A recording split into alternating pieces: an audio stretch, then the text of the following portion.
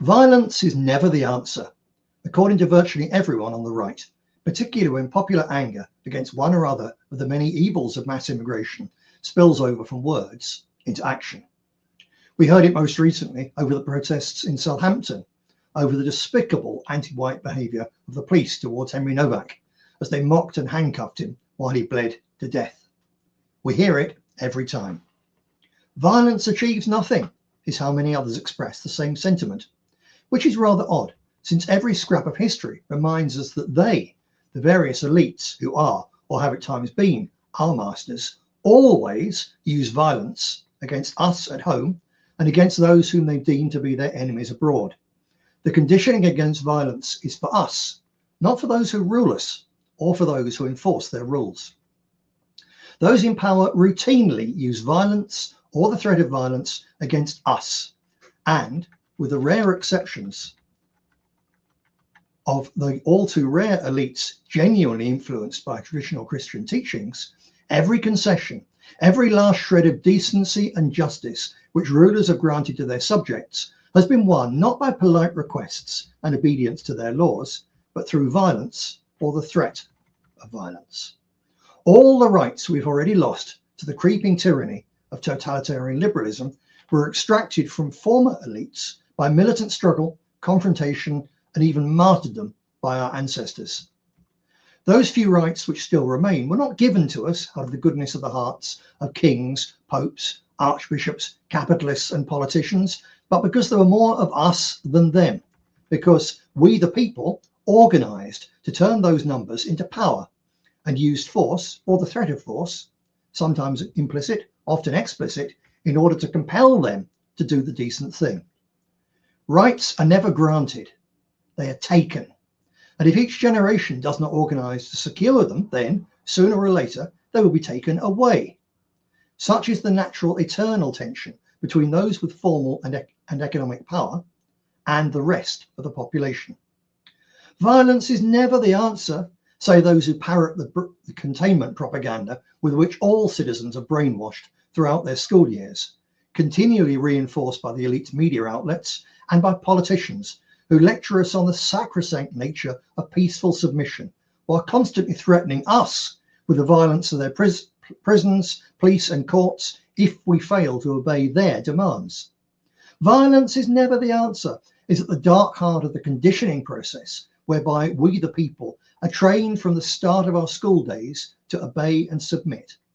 It is one of the most ridiculous of the control myths they stuff into the minds of the children groomed through the education system to be obedient citizens. It is, needless to say, closely related to the tale that having a lifetime ration of pencil crosses to use in elections dominated by plutocratic media outlets and social media algorithms in some way gives you a say in the running of your country. But here's the plain truth. Violence is almost always their answer to their enemies. And make no mistake, they know far better than we do that we are potentially their most dangerous enemies. This is true not just of the actual physical violence which the state and ruling class deploy through police batons and soldiers' guns when all other means of persuasion and control fail. Their courts and prisons are methods of compulsion as well. Their force is ritualized and legitimized by custom, and often by our own agreement, since it's usually directed against individuals who thoroughly deserve it. But if push comes to shove, the ruling regime will empty prison cells of real criminals in order to free up space for political prisoners and those who dare to resist their nation-killing agenda. Their rule is enforced through violence. Violence is never the answer. Really?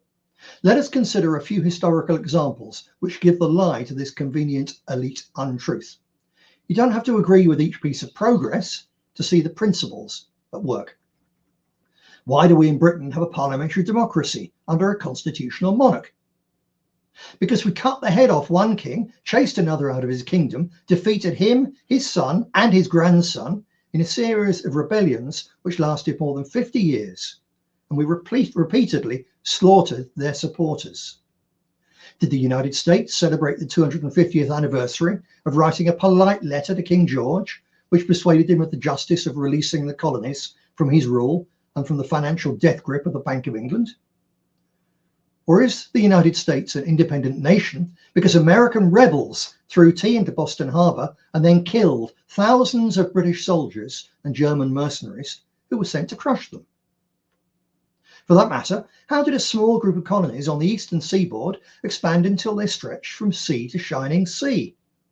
By sitting down with the Red Indians and convincing them that they should stop butchering and scalping white settlers and that they would be far better off accepting rule from Washington.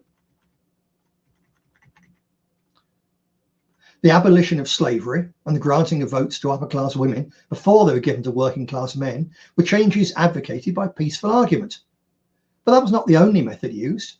Slavery was ended on the high seas by the armed might of the British Navy. The Pankhursts and other feminist harridans pressed their case by smashing windows, burning down shops and churches, burning down Arsenal football ground, horsewhipping politicians, including Winston Churchill, and inventing the letter bomb. The extreme physical force employed by the suffragettes is glossed over by the liberals, who forget their terrorism and celebrate their victory. And it is clear that the positive work done by decent women during the First World War was far more important in winning the argument for votes for women than all the mayhem caused by the extremists. But they are liberal icons nonetheless. Ulster stayed British in the early part of the 20th century, not because the majority of her citizens desired it or voted for it, but because they organised an army of 100,000 men, smuggled in 30,000 Mauser rifles and 5 million rounds of ammunition in one weekend, and made it clear that, if necessary, they would fight the entire British Empire in order to resist Irish Home Rule. On the other side of that fence, Irish independence came not from the ballot boxes packed with Sinn Féin votes, but from the rifles, grenades and bombs of the Irish Brotherhood and the IRA. They never defeated the British, but the level of violence the Irish rebels applied and the way they kept applying it generation after generation eventually helped convince the Westminster elite to grant them the freedom which, more recently, their descendants so carelessly gave away to Brussels.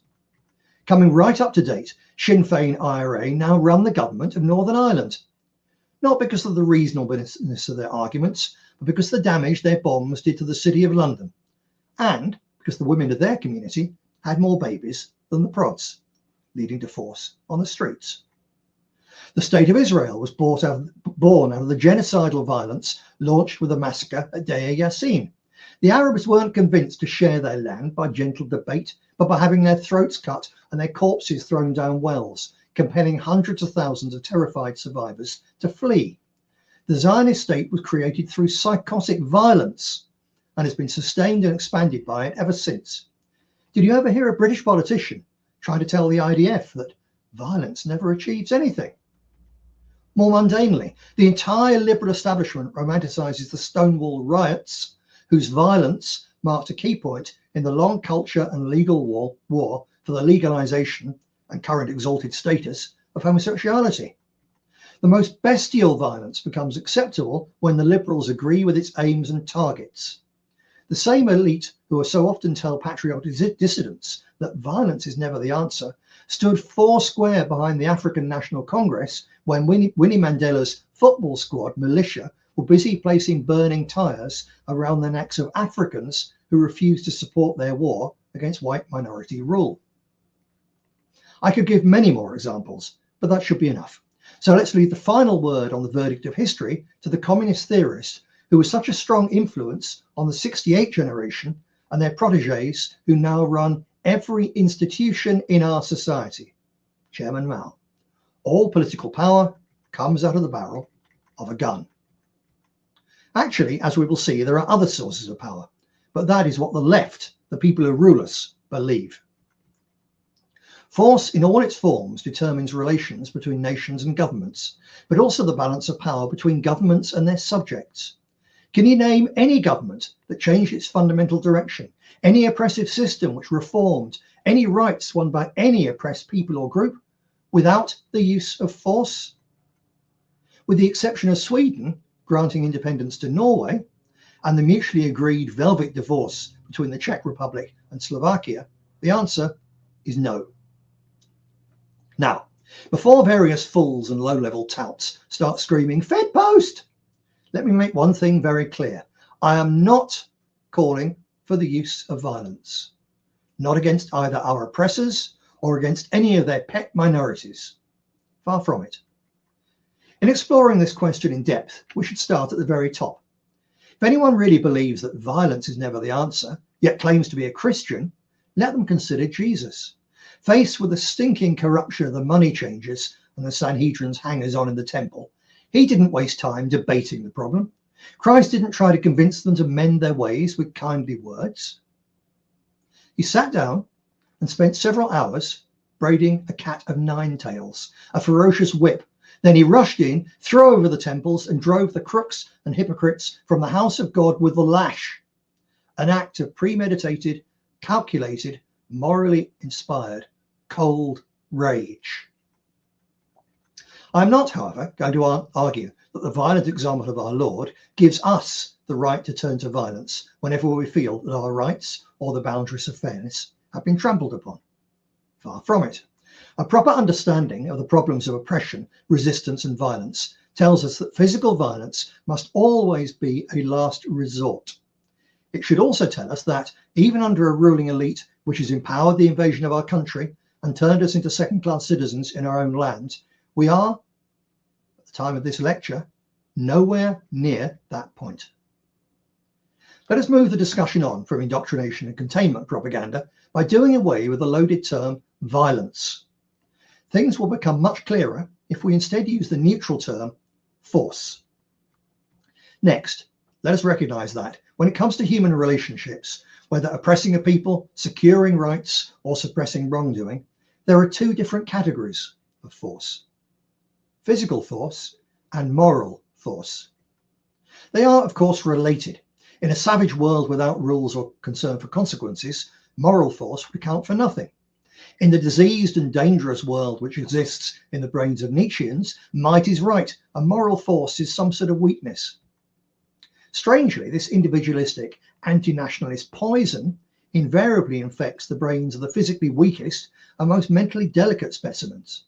Giving credence to the syphilitic Nietzsche, or more accurately, the works edited by his equally disturbed sister, is a vice of soft-handed intellectuals. So let's recognize simply that moral force exists and matters and move swiftly on.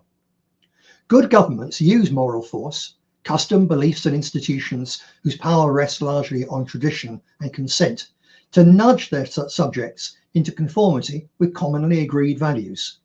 In a healthy society with a monocultural base, such moral power is enough to maintain order and good behavior among the vast majority of the population. The dual nature of the obligations and restrictions on state and government are mirrored by those which apply to individuals, local communities, and the nation. The state is ultimately subordinate to the nation. No government may place itself above the nation. The collective will of the majority, informed by loyalty to the legacy of the past and tempered by the interests of those who are still to be born.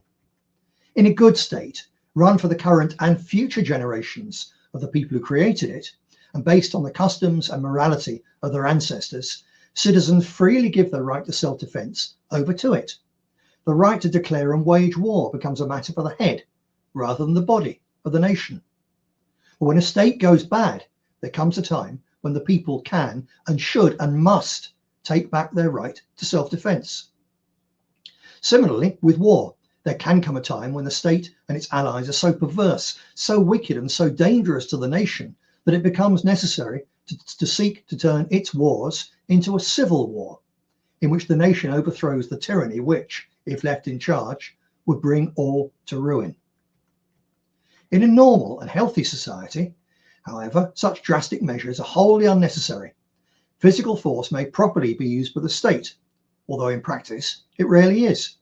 It is generally deployed with near unanimous popular support only against those who break tradition and accepted moral norms. In a state whose laws grow from the people and tradition, only those who refuse to comply become outlaws. Elite use of physical force beyond those traditional boundaries turns the state itself into the outlaw.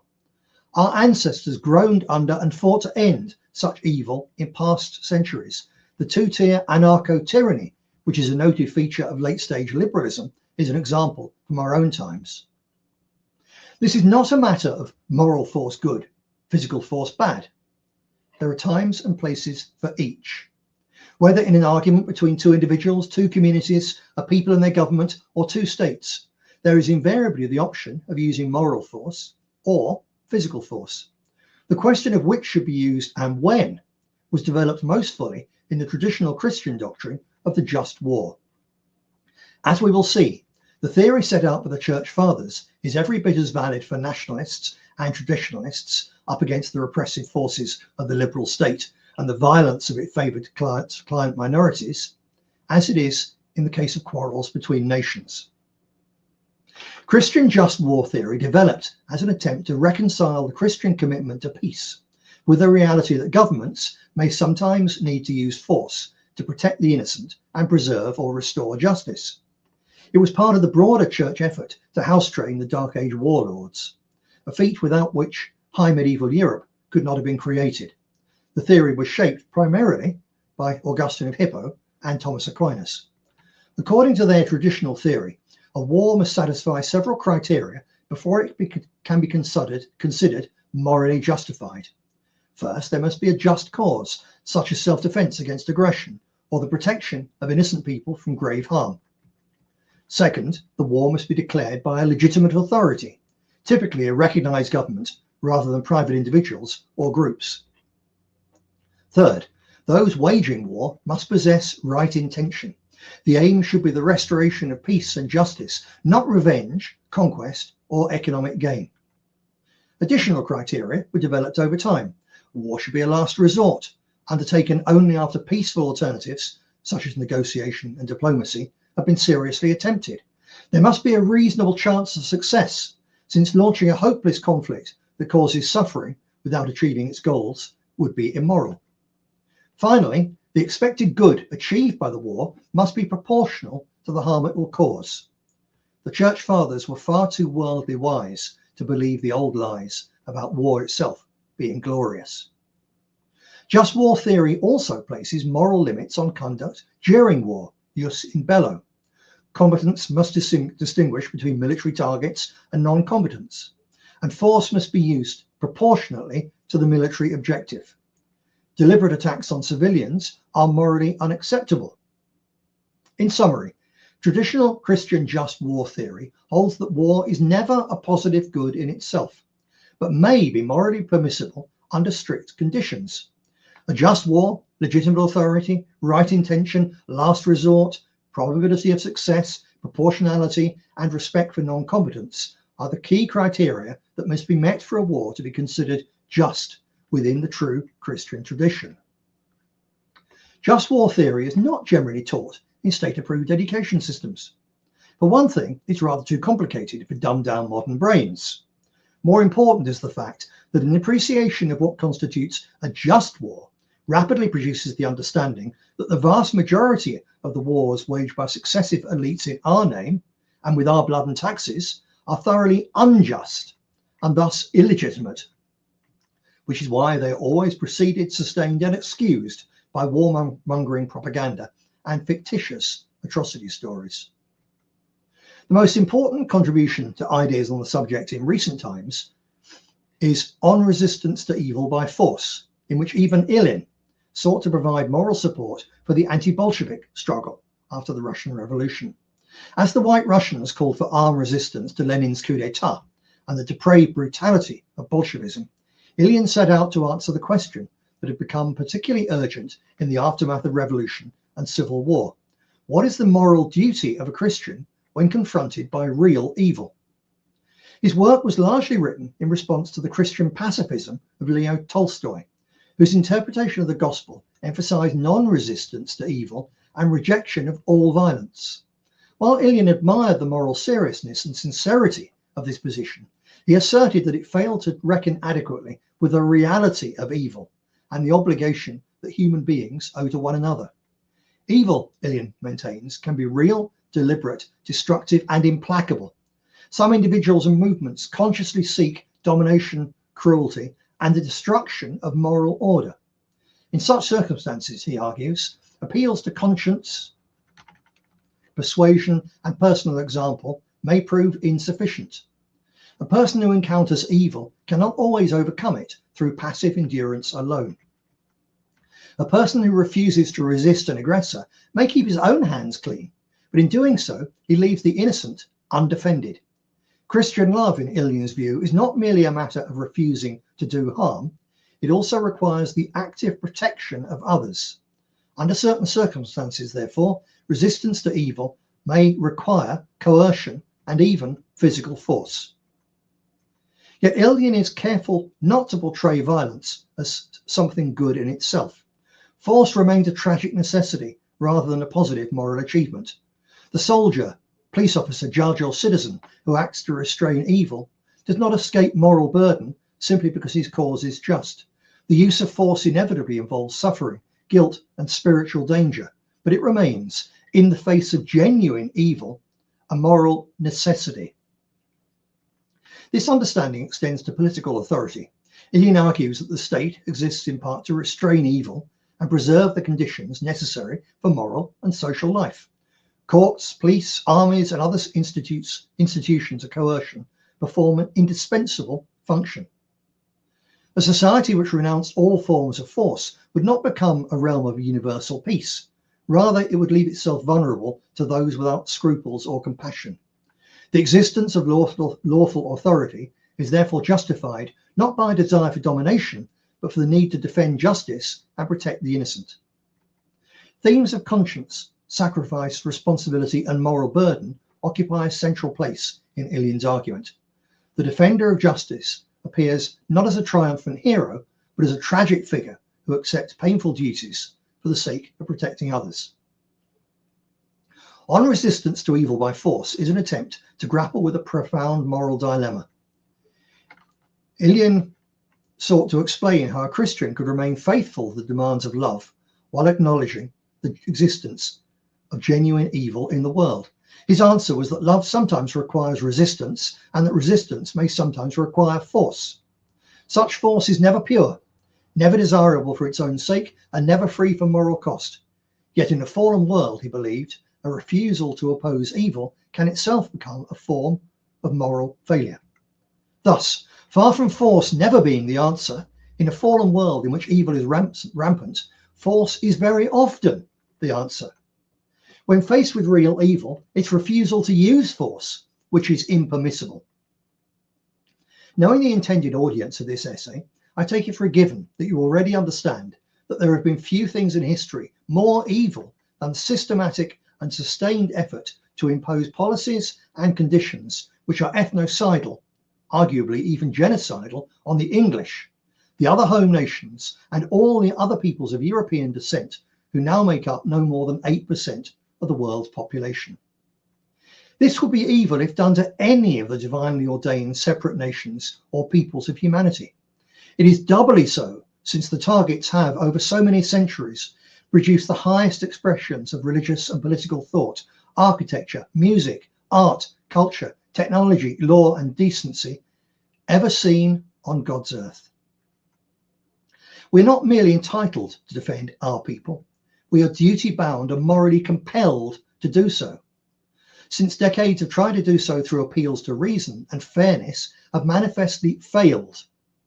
A poisonous cocktail of greed, ideology, racial hatred, religious bigotry, power mania, and jealousy in an internet-connected network of elite groups, together with many failings of our own, has marked our people for dispossession, replacement, and elimination. Force is required in response. The only question is, what sort of force? Politics being in itself a form of warfare, this question can only be answered properly by reference to just war theory. We've already seen that there are 6 principal requirements for a just war, and understood that they are every bit as applicable to tensions and conflicts within nations as well as between them. Let us look briefly at each in turn and decide whether the threshold has been crossed in the Great Replacement. First, there must be a just cause. We hold it as self-evident that securing a future for our kinsfolk does indeed qualify. Second, the war must be declared by a legitimate authority, typically a recognized government rather than private individuals or groups. Equally clearly, this is not the case. However, taken literally, it would make resistance to the most monstrous and brutal tyranny impossible. A tyrant might be elected, supported by the leaders of the mainstream churches, backed by the whole of the plutocratic media, and funded by the richest corporations. In strictly legal terms, he and his supporters would form the only legitimate authority. But once his regime starts robbing and oppressing people, is it necessary to wait until it begins torturing to death? Or until one of the bought and paid for bishops finally finds the courage to speak out before taking steps to end the tyranny? Of course not. And when the rebellion in question fits with the liberal agenda, our masters certainly have no such scruples. Just check out the terrorist activities of the communist bomber Nelson Mandela and his necklace happy wife. Think of their support for the totally illegal and extremely neo-Nazi coup in Maidan, Ukraine.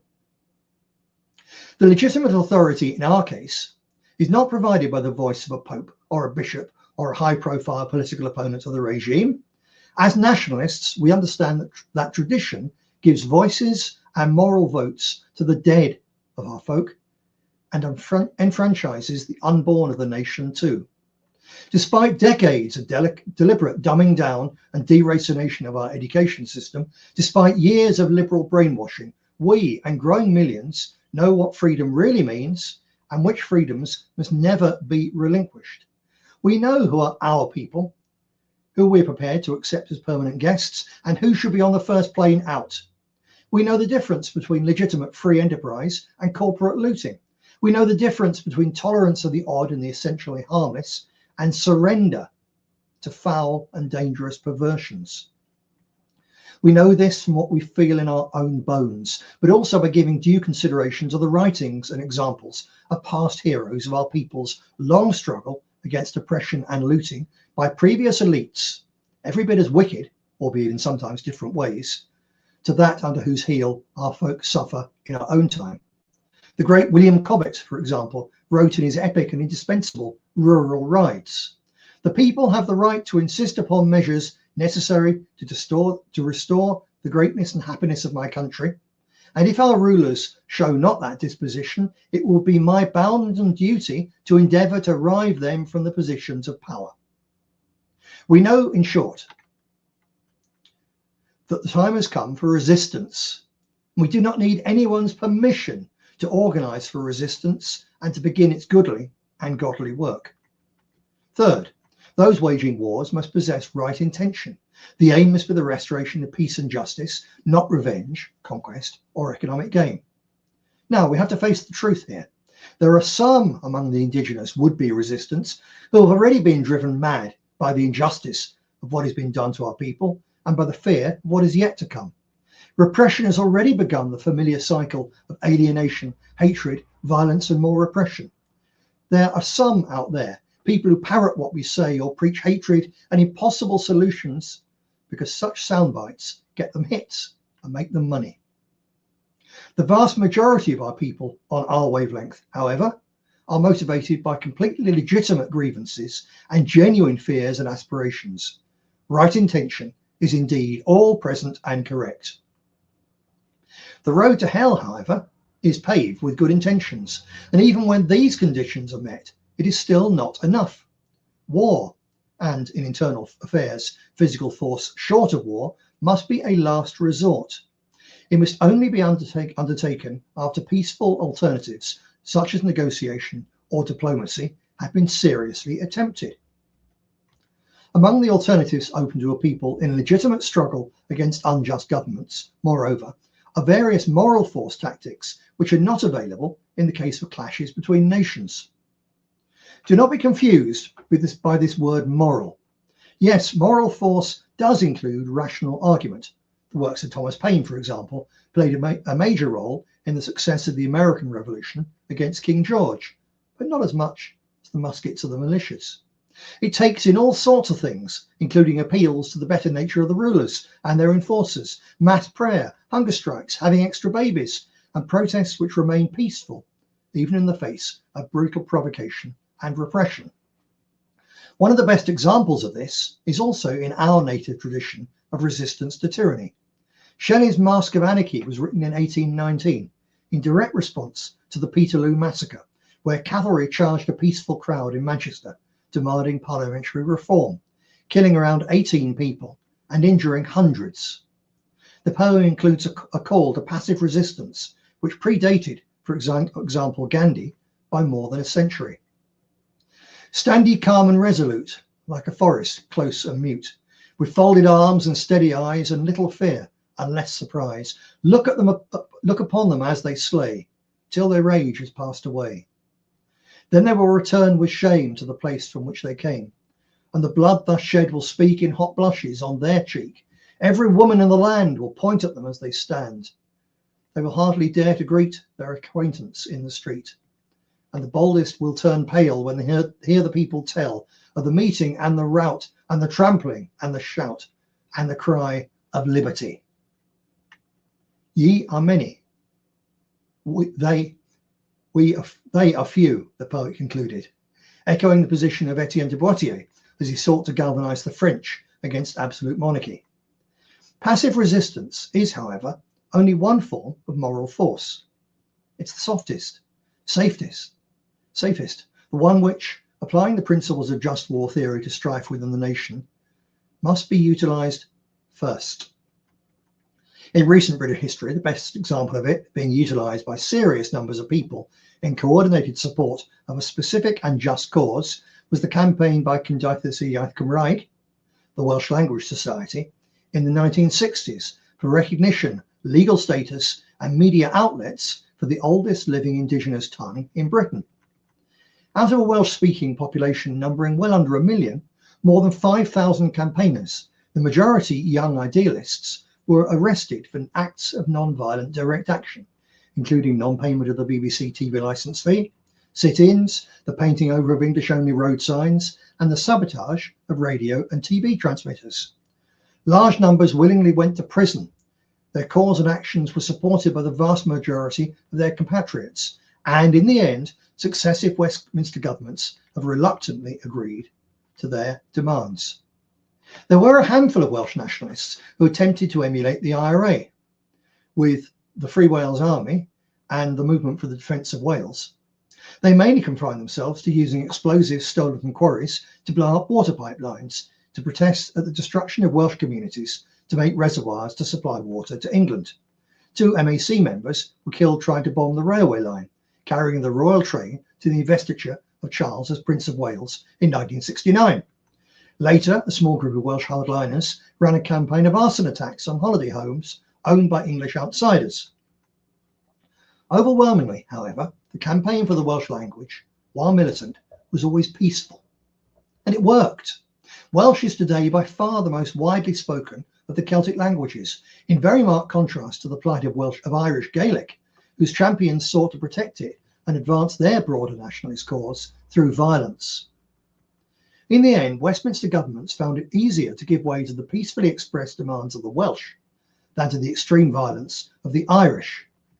The latter encouraged a dangerous tendency to settle scores by bullets and bombs, and also had a drastically radicalising effect on the Protestant minority on the island of Ireland. Thus ended the original Republican dream of uniting Orange and Green, and set the scene for 2 bloody and sordid civil wars. While British and English nationalists now see clearly that our people are on the same slippery slope to minority status as Welsh speakers, their response, apart from a few recent outbursts of low-level rioting, has been neither to use moral or physical force. Up until now, the struggle against the Great Replacement, the system's grotesque failure over the Muslim grooming gangs, and the second-class citizen status of which that is just a part, has been confined to a minority of citizens changing how they vote. It's all very polite and English, and frankly, it has become pathetic. When first attempted by the National Front, then the British National Party, there was the excuse that electoral insurgency hadn't really been attempted before. Furthermore, the scale of non-white immigration was small enough that its large-scale reversal was still possible. If a government had been elected on a repatriation ticket, it would have been relatively easily, albeit even then costly, to achieve. The BNP, in addition, made a genuine and sustained effort to develop various forms of extra parliamentary influence and power. We were busy with, but not wholly taken in by, the fig leaf of parliamentary democracy. All over Europe, the genuinely nationalists and conceptually radical parties of those days have been broken, primarily by the co-option of their anti-immigration message by politicians who have no intention of delivering on their pre-election tough talk. The idea of repatriation has been rebranded as remigration. It is a militant demand. But militant demands, militant slogans are not force, neither moral nor physical. They are a wish list. Supporting politicians who say they will deport millions is not force. Millions of votes are, to be fair, an example of moral force.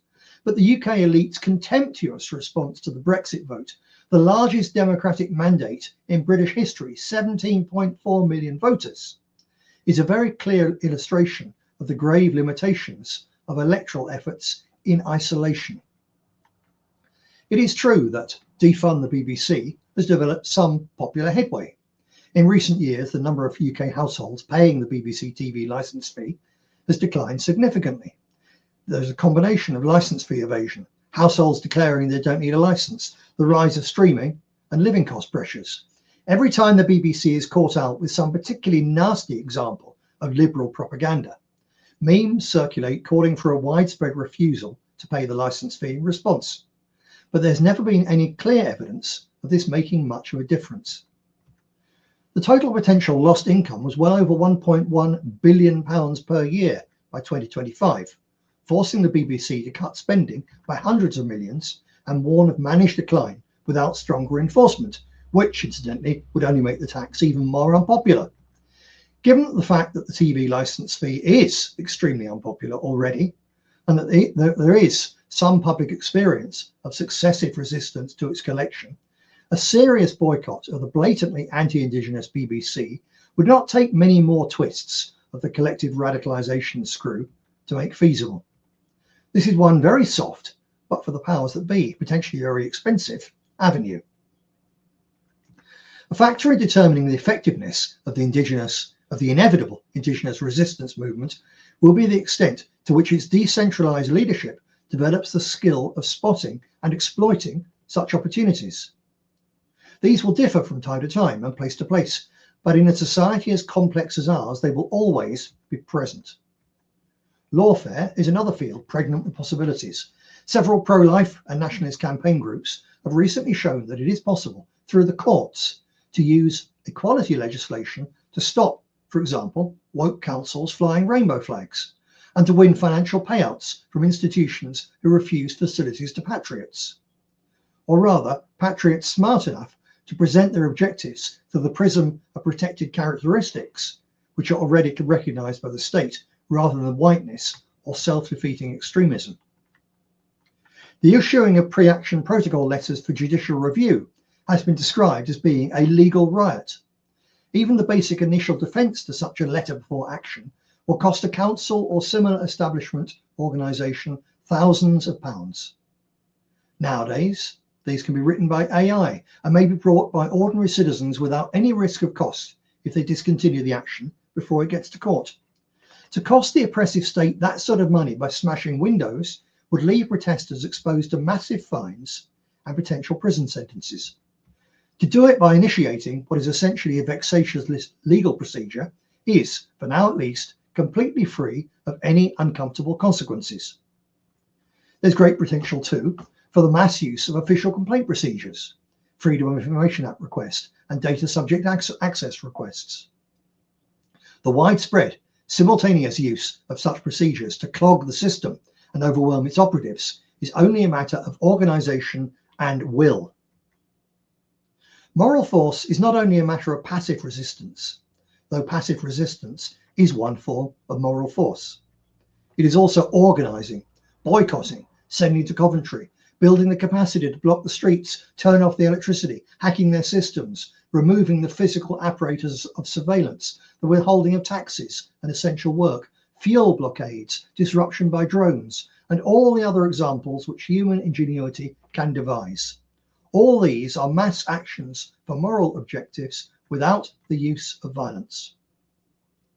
Counterpower, the development of community-based organisations which in some way mirror the powers of the state or any of its institutions or allies, is another example. This can range from small businesses and local community patrols, security patrols, right up to the establishment of separate legal systems. These days, Muslim Sharia courts and the very similar Bet Din rabbinical courts among Jews are the best known examples of alternative legal systems, mainly dealing with civil matters such as divorce, operating parallel to those of the state. The most impressive example of the creation of an alternative legal system as a weapon in a national liberation struggle was the Dial Courts, also known as Sinn Féin arbitration courts. These were set up after Irish nationalists won a landslide victory in the UK's general election of 1918. Despite Sinn Féin winning an overwhelming mandate for immediate independence, the British government refused to accept it. Sinn Féin responded by setting up an Irish Parliament, the Dáil. Despite Westminster declaring this illegal, the new institution promptly gave itself tax-raising powers and established a legal system alongside a military, two of the most basic attributes of statehood.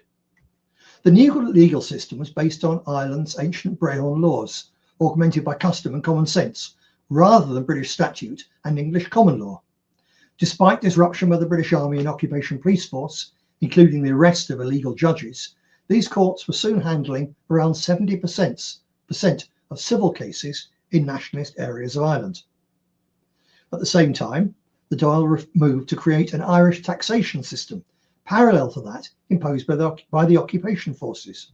In July 1919, the Minister of Finance, Michael Collins, announced the creation of a national loan.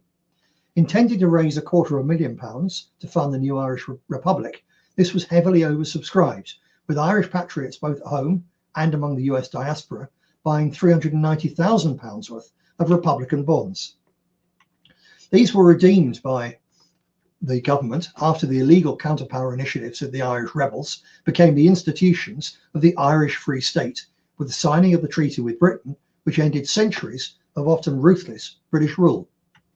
While the struggle raged, the unofficial Irish state also collected taxes in nationalist areas. In many cases, these were paid voluntarily, but when citizens were less than enthusiastic, the arm wing of the revolution, the Irish Republican Army, encouraged contributions in a way which the British forces and Protestant minority, with some justification, regarded as a protection racket. In modern times, by far the most effective use of counterpower ideas and structure is by the Muslim Brotherhood. Decades of generous support by assorted oil sheikhs has given the followers of Sayyid Qutb, whose 1964 manifesto milestones should be read by all European ethno-nationalists, a marked advantage. But all the money would have done them little good if Qutb hadn't laid out a practical and far-sighted plan for how to use it. Wherever they operate, the Brotherhood systematically create parallel structures which steadily marginalise and replace the state in many aspects of everyday life. On the other side of the Sunni-Shia divide, Hezbollah's rise to become the biggest non-state military force in the world also owes a great deal to the moral force of many of its counterpower initiatives. Schools and benefit systems come well before guns and rockets. The former are hugely important in their own right in winning hearts and minds, but they are also precursors to the latter, helping to supply the highly motivated young men who will use them. It is ironic that the self-proclaimed white master race theorists and grouplets which infest the internet are so woefully far behind the supposedly inferior ragheads in their organisation and ability to contest for Syria's power. This unfounded superiority complex is one of the many old comfort blankets which will not survive the realities of the coming hard times. Looking ahead to the future of indigenous communities in Britain and elsewhere in the West, these shrinking majorities, soon to become the largest minorities in a society of minorities, are liable to find themselves still paying the lion's share of the taxes, while suffering under an alien-dominated legal system which treats them as second-class citizens. Creeping Islamization and galloping liberal degeneracy alike will make the legal, educational and social structures of the country increasingly foreign and uncomfortable to the indigenous community. This will take place in an overall atmosphere of increasing tribalisation and a shift from class to identity politics. As such circumstances develop and become even more widely understood as justice and oppression, the establishment of our own parallel institutions is inevitable. The question is to what extent this trend takes place purely organically and thus slowly and in disjointed fits and starts, or whether a serious nationalist movement arises with the vision and popular support needed to set up counterpower initiatives as part of a deliberate and systematic exercise in Indigenous resistance. The extension of just war theory to the Indigenous struggle tells us clearly that a move to physical force nationalism, while such efforts in moral power have not even yet been made, let alone stopped by repression and violence by the elite or their various plausibly deniable leftist or minority enforcers, would be illegitimate. Nor have we exhausted the conditions which must be met before the Indigenous struggle can turn to physical force. There must furthermore be a reasonable chance of success, since launching a hopeless conflict which causes suffering without achieving its goals would be immoral. Next, the expected good achieved by the war must be proportional to the harm it will cause. Finally, there is one more problem with physical force by non-state actors, which has rarely, if ever, been addressed by the theorists who've covered the subject, but which often emerges as a concern among first-hand participants on both sides of the old divide in the troubles in Northern Ireland and among men who were involved in Italy's Year of Lead. This is the fact that the moment the leaders of any struggle unleash physical force and violence, men of violence begin to come to the top. How could it end up any other way? Violent men, genuine psychopaths, ruthless criminals, and plain old bullies. These are always going to be more ruthless when it comes to using violence, more ready to escalate it, and less inclined to bother about its consequences, including its impact on innocents caught in the crossfire. Their growing involvement adds to the collateral damage. It spurs on cycles of revenge and tit-for-tat violence. The use of physical force by one side radicalizes people on the other side as well. It leaves the antagonists even more bitter, making peace and reconciliation ever harder to achieve. Thus we see that the use of moral force is thus we see that the use of physical force is an absolute last resort. That does not mean that it is never justified. On the contrary, the same moral considerations which so seriously restrict the use of physical force mean that once all the alternatives are exhausted and all the conditions are met, it becomes not merely permissible, but obligatory. To refuse to wage a just war is as immoral as waging an unjust one. This is every bit as true of struggles against evil within our own government system as it is against the wickedness of foreign ones. All this used to be very widely understood, particularly in the English-speaking world. Centuries of struggle against kings, barons, popes, and the greed of the already far too rich have produced a long tradition of passion for freedom, fairness, and the rule of a law which stood above even the mightiest, and an understanding that sometimes it was necessary for good men to fight for them. For centuries, the idea that a man could not keep a handgun and rifle in his home and defend himself and his family with the former, and in extremis, freedom with the latter, would have been understood immediately as a mark of tyranny. Concepts such as an Englishman's home is his castle continued to inform the law as well as popular sentiment until even more recently. It is only in recent decades that such ideals have been forgotten by a deliberately dumbed down population, denied knowledge of its identity and force-fed anodyne liberal platitudes, instead of the fine example of our ancestors and their long and sometimes bitter struggle for freedom. A proper understanding both of the just war theory developed by the greatest of the church fathers of traditional European Christianity and of the history of our peoples thus confirms that, under the right circumstances, at some point in the future, those struggling for indigenous rights and against the ongoing ethnocide of the peoples who built the historic nations of Christendom may well be wholly entitled to turn to physical force. To go, in short, to war against the tyrants and traitors of our own elite and their various imported allies and clients. But not yet. If the malign forces pushing for civil war between our communities and the Muslims manage to spark such a conflict, the use of defensive force could become a regrettable necessity all too easily and quickly. But the prospect of an offensive war against tyranny and occupation is a very different matter. Anyone suggesting it is either a fool, a fed, or a containment agent seeking to distract our people from the myriad of constructive moral force initiatives with which they need to get busy. If successful in making our national community strong enough, quickly enough, such moral force organisation might even prevent the alienation, fear and war, which is otherwise very likely to spring from the rapid demographic shift of our people from overwhelming majority to largest minority status. It could make us confident and secure enough to navigate this change, while simultaneously making our community self-evidently so cohesive and formidable that none of the others would dare to risk incurring our wrath. Even if that does not happen, and our master's multiracial experiment ends the way Enoch Powell predicted, then there is a very fortunate coincidence. Everything done to strengthen our people by and for the application of moral force also better equips them to use physical force more effectively in the event that it becomes a legitimate necessity. To look at it another way, we're caught between two extremes, each of them thoroughly unpalatable.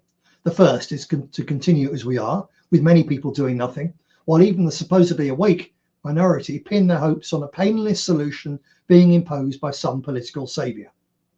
This cowardly combination of avoidance and fantasy is a slippery slope to surrender and subjugation. At the other end of the spectrum is civil war, as predicted by Professor Betts, and desired by all sorts of people who should know better. We've already examined the various considerations which make choosing this route immoral and illegitimate. Among these looms large the fact that, for Britain and several other Northwest European countries, such a conflict is already not winnable. The demographics are already too skewed against us. The migrant communities are too large and well embedded for mass deportations. We cannot realistically get rid of them. But equally, however high our casualties may be in the early stages, while they're better organised and quicker to ruthless violence than our people, there is in the end no way in which they can conquer, let alone get rid of us. Those currently pushing for such a conflict don't care about any of this. They're not eager for conflict because they think we can or even should win. They want mayhem and hatred because these things advance their own agendas, on which list the effective destruction of Europe, her peoples and Christianity is a prominent objective. The result of this clash of civilizations will not be victory for either party, but eventual exhaustion. We've seen it before, most recently in Northern Ireland, where 30 years of bloody communal conflict eventually ended in a sordid peace deal in which the men of violence were bought or helped to kill each other off. The very worst of the sectarian killers were given comfortable and very well paid positions in government. Even the hardest of hardliners on both sides understood that they were never going to get rid of the other side. So the two communities in the end agreed to stay on their side of the peace walls and generally mind their own business. In an all-Britain context, this will mean balkanisation and institutionalised tribalism. Given that this is where we will end up anyway, sensible people will search for ways to reach this position peacefully through organisations, negotiations from position of strength, and de facto separation rather than through bloodshed.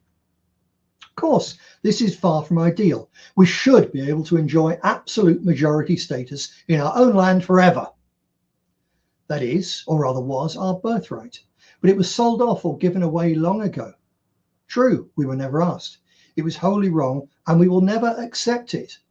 But none of that changes the fact that we are where we are. The map of the road ahead already shows various unmovable obstacles you can wish for or howl at the moon and remain a powerless observer. Or you can try to navigate the roadmap with resourceful realism and force the powers that be to grant concessions which put our people in a better position to make and in due course obtain the next demand. This is the middle way between the two extremes. Between abject surrender and unwinnable war, the genuinely moderate but also radical option is to organise for the effective exercise of moral force so as to secure for the indigenous peoples of our islands, and indeed other nations of European origin, the recognition, rights and resources to ensure that no one even thinks of trying to deprive us of our place under the sun. To say this is not to underestimate the amount of work this will involve or the amount of resistance that our efforts will face. But we have no choice. Our backs are already against the wall. The dangers our people face are not some distant theoretical threat. We're already under extreme pressure. Powerful vested interests and lobbies are pushing us to accept miscegenation and second-class status. We're already the victims of both moral and physical force, either consciously aiming for, or at the very least tending towards, our dispossession. If we do not develop the ability to counter those pressures with appropriate force of our own, then dispossession will become subjection and our eventual elimination as distinct peoples and living cultures. But we will not be replaced. Not because our enemies can be convinced of the errors of their ways, not even because, for the time being at least, some of them have found a use for our young men as cannon fodder once again.